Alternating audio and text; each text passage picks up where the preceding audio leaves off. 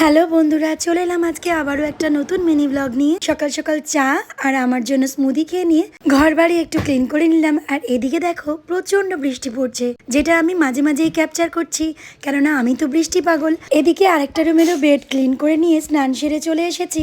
আজ তো অম্বুবাচী ছেড়ে গেছে, তাই আমাকে একটু গুছিয়ে পুজো করতে হবে, ঠাকুর পরিষ্কার করতে হবে, সমস্ত কিছু। এমনিতেও বৃহস্পতিবার খুব সুন্দর করে গুছিয়েই তো পুজোটা করা হয় সব বাড়িতে। স্নানের পরে একটু নিজের যত্ন নিয়ে নিলাম।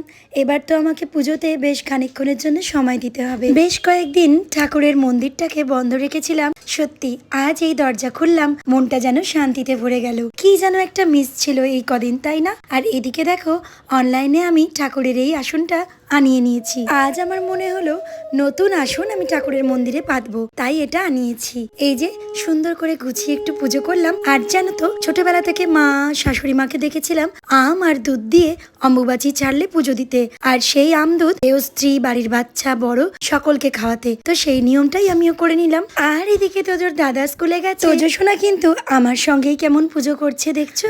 পুজো হয়ে গেল, এবার চলো দুজনে মিলে মা ছেলেতে লাঞ্চটা করে নি। আজকে তেমন কিছু রান্না করিনি, সিম্পল রান্না, পেঁপে সেদ্ধ আর মাছের ঝোল করেছিলাম, সঙ্গে একটু টক দই। চলো আজ তবে আসি, টাটা।